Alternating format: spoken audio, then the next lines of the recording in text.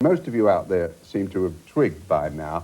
Our mainstay is nostalgia about the 30s and 40s, and one of the most striking things about Alice Faye musicals is how they managed to arouse nostalgia even in the 30s and 40s. Now, this 1939 one, for instance, took audiences back to the 1920s. The plot of this 1941 offering began in the world of 1919. This one from 1939 and this 1941 both took place during the First World War. The opening credits on this 1939 one told us it was 1913. It was back to the beginning of the century in this 1940 musical. We were there again in this 1943 one, while this one in 1938 was all about how Alice Faye had to choose between Tyrone Power and Don Amici during the 1870s, which all covers such a broad canvas that before we could even begin reminiscing about Miss Faye and her films, we obviously had to get in an expert on the subject. So may I now present that expert. Ladies and gentlemen, the beguiling star who upgraded the fantasies of an entire generation, Miss Alice Faye.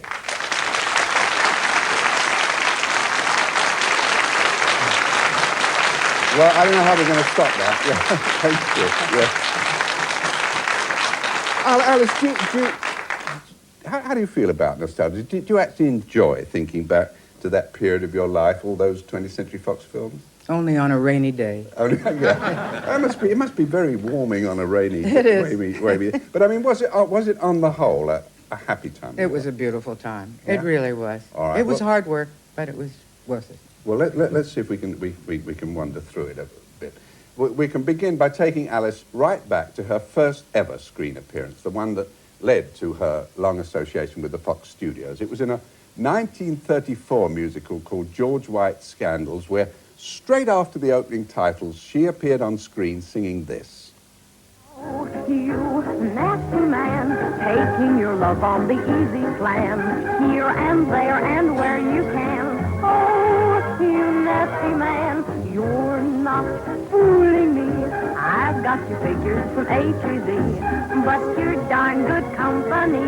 Oh, you big bad man, you sweet nasty, I know what's on your mind. You full of fancy, make me sizzle, and then you fizzle. Oh, you nasty man, I never met anyone who can be as bad or better than you nasty. Who taught you that? Oh, you nasty, don't never do that. Oh, you nasty man.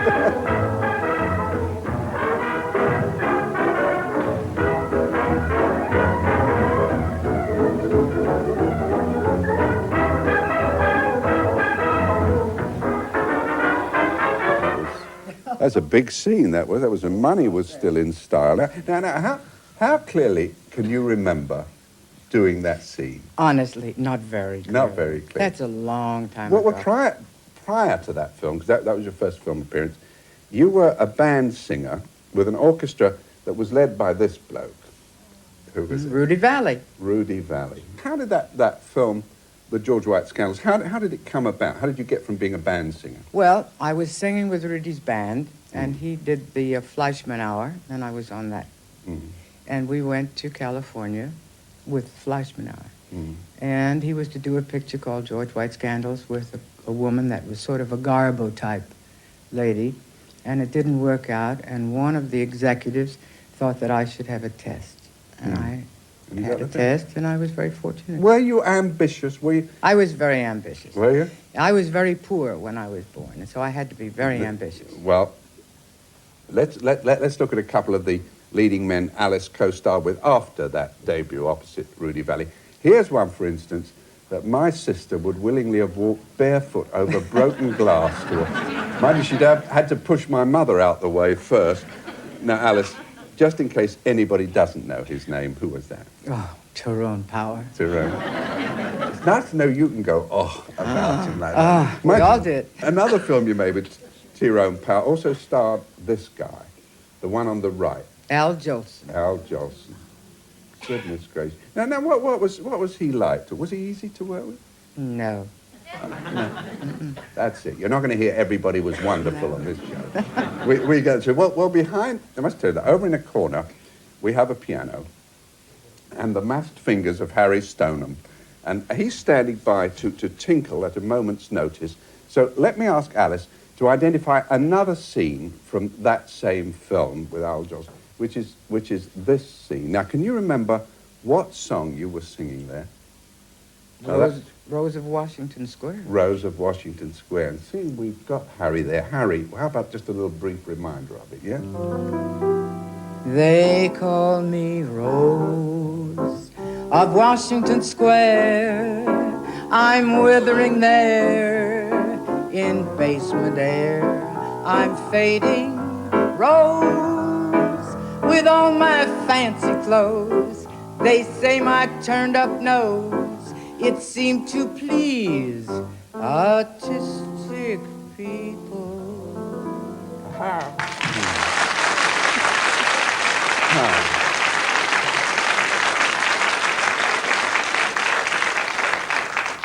Well, the third film that you and Tyrone Power made together was, I believe, one of your favorite films, yeah? Alexander's Ragtime Band. Alexander's Ragtime Band. Now, that had some great songs in it. That's right. Yeah? Now, can you recall which song you were singing in this scene?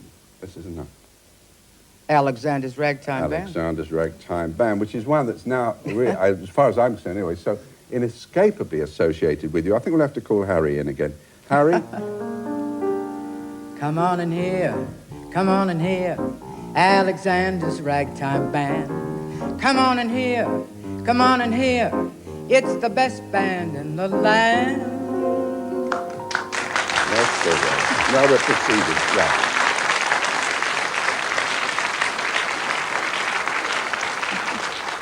I can still remember Gertie Mitchell's trying to persuade her father she'd only take me into the allotment shed to teach me the words of that. Well, Now, who was Gertie? I'll go into that. Listen, she was your replacement, if you must know. We're back with You Can't Have Everything for the piece of film that takes us across the break, because it's the version of its title song that was sung in the picture by an American brother act who made Cain and Abel look like the Osmonds. So thank your lucky stars by the watching, up and down again, watching, away, by the blue road, watching, and I'm watching, boots, boots, boots, boots, boots, boots, boots.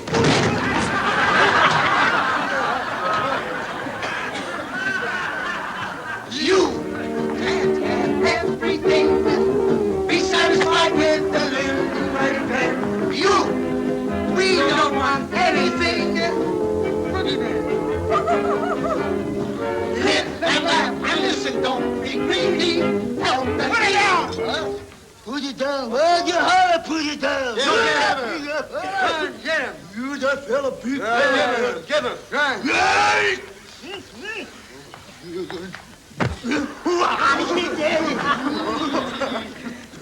Go get it. Go on. Hey. You good. Hey, he can't do this for us. He did get it. He did. Go get it. Go on, get it.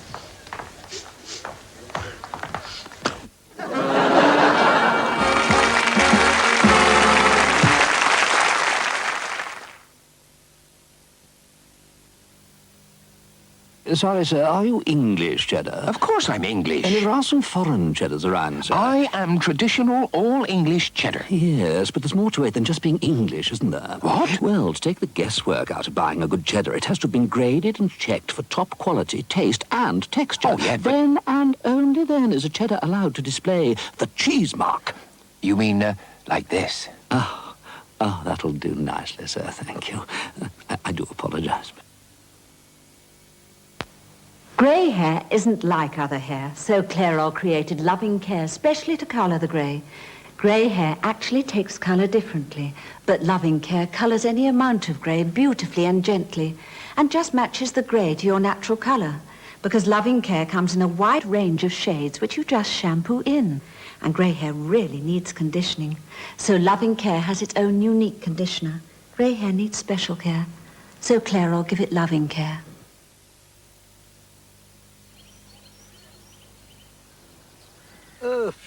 You what? layoffs. That's what they call them in France. Oh. Mind you, they don't have golden layoffs over there. With le joli golden yoke. Off! No. Golden lay. The golden yolk with the taste of the country. Films developed at Boots are great value, like 15 disc prints, now only £1.49. Boots, where shopping's the best for less. Sun lolly, sun lolly, sun lolly, home freeze ice for you. Sun Lolly, the convenient iced lolly you freeze at home. Made in a fun-shaped package, designed not to drip. The kids just love the refreshing fruit flavors. Choose orange, pineapple, or grape flavors. When you've got a pal, he's your friend for good. You look after each other like best friends should.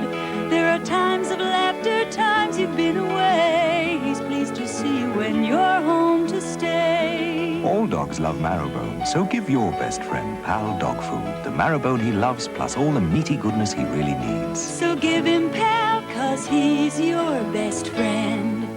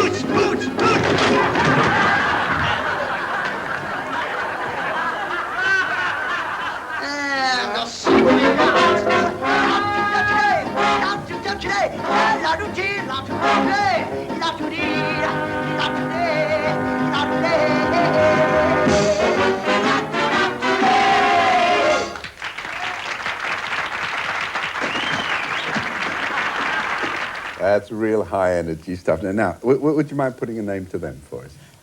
The Ritz Brothers. Scared to death of. I tell you, I almost forgot. Were the Ritz Brothers fun to work with? They were really, really fun. They were fun. They were silly. Yeah. I guess you all get silly when you work. They used to get silly. I don't know what they do now. They don't seem to be so silly. Under that pressure, I think it's probably the only way you could. Yeah, but we used to have fun and yeah. You know. Well, that You Can't Have Everything film was made in that same extraordinary year that you also did On the Avenue, Wake Up and Live, and You're a Sweetheart. But now, do they all sort of blur in your mind, or not really? You can distinctly remember. Yes, I do. Yeah. Each one has its own place. Yeah. Yeah. And is that because you keep any kind of souvenirs or keepsakes? No, I tried that once, but I tell you, it was it's a little rough, you know. Yeah. Shoes and hats and feathers. And then finally you junked them. Yeah. Yeah. They just walked away. Well, of course, our souvenirs of those films are really stored in this kind of form.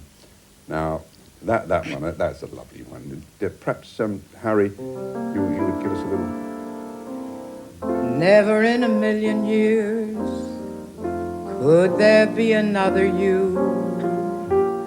I would shed a million tears if ever we were through.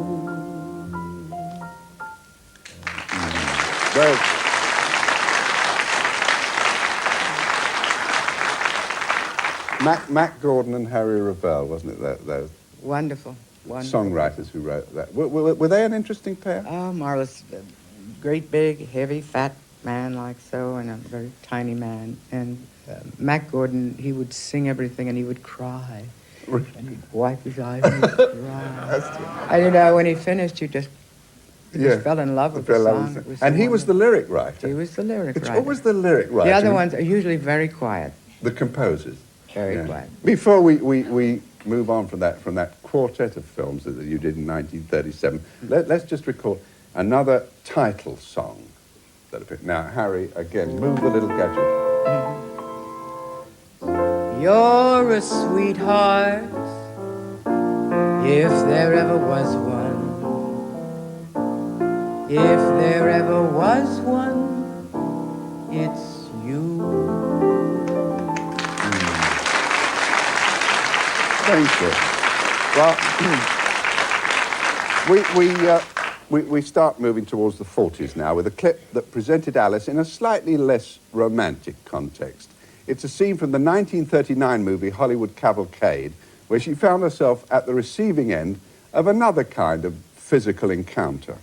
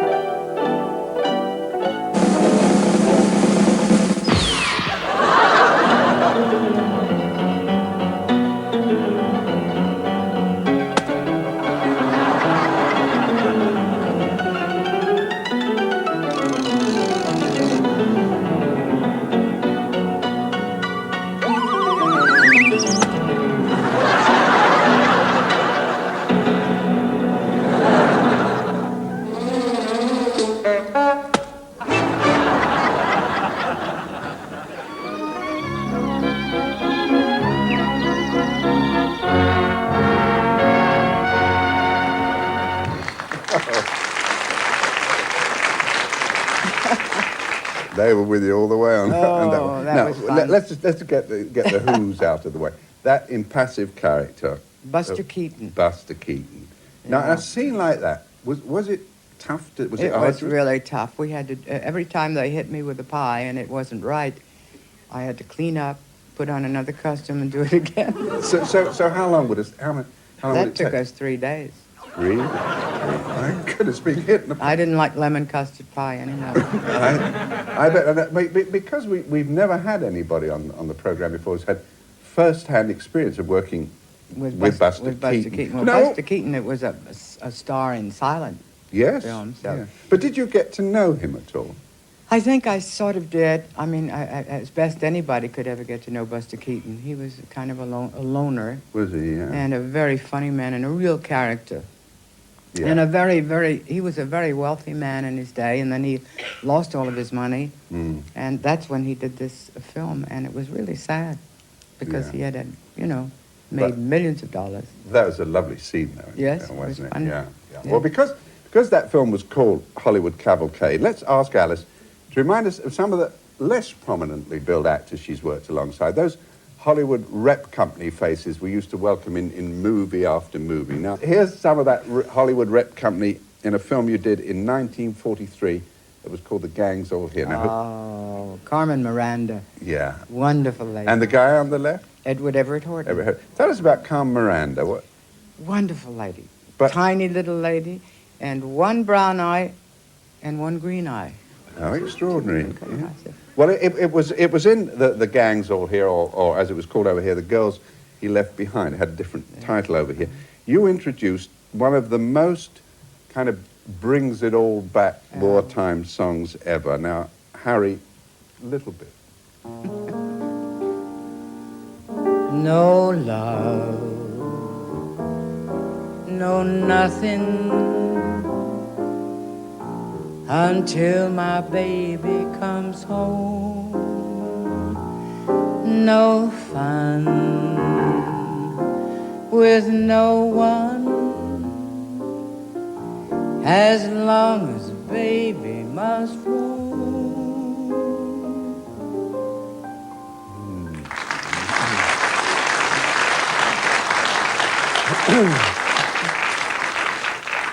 Has the all clear gone yet? All right, let's stay in the 40s for our next clip, because in the film Tin Pan Alley, we found a moment where, for the first, and I think the only time, Alice shared a song with the other blonde that 20th Century relied on to keep their balance sheet healthy.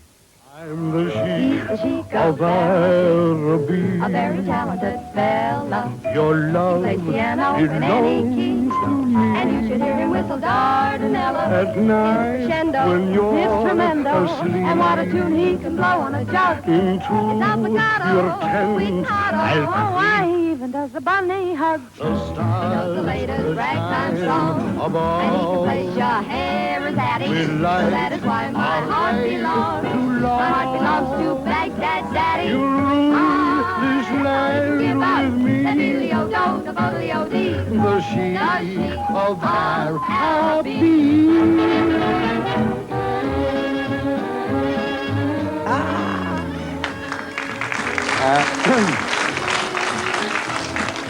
Who was that lady I saw you with, Alice? The one and only Betty Grable. Grable. And the portly gentleman?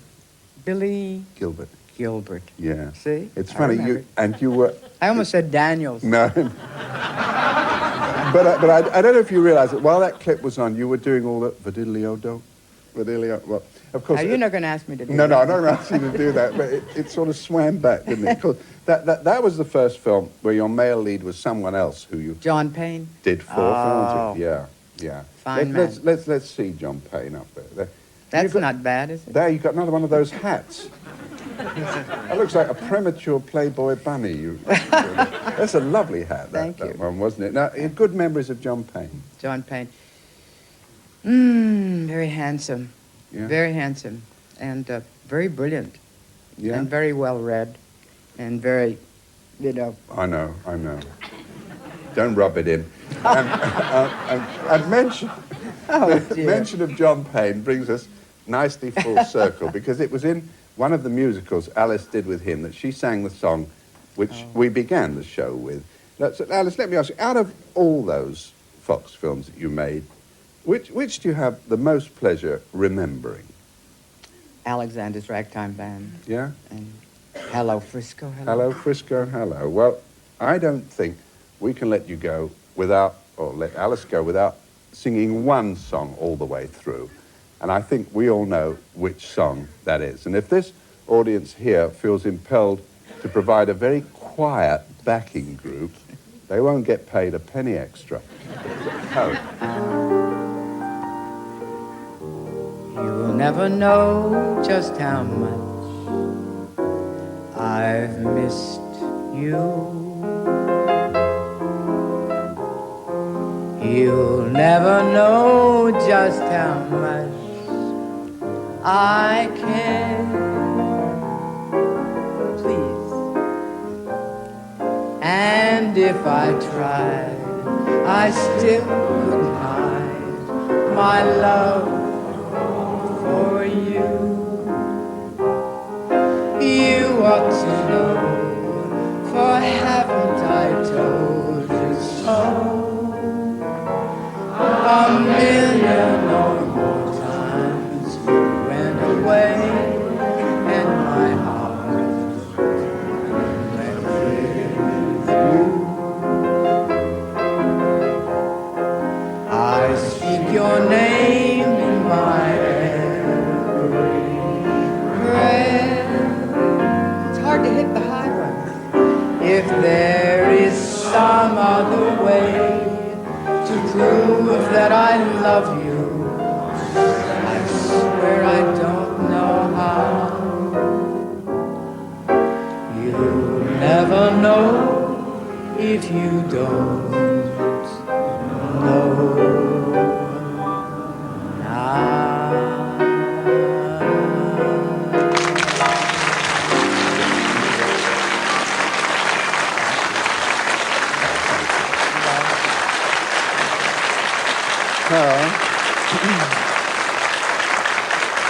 And, well, somebody sang that good.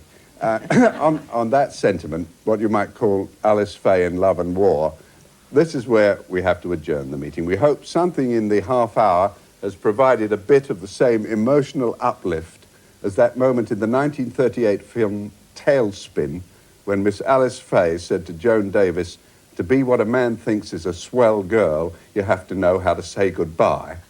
But if not, well, just remember that even if it's true that you can't turn the clock back, nothing says you can't occasionally unfasten your winder a little. See you.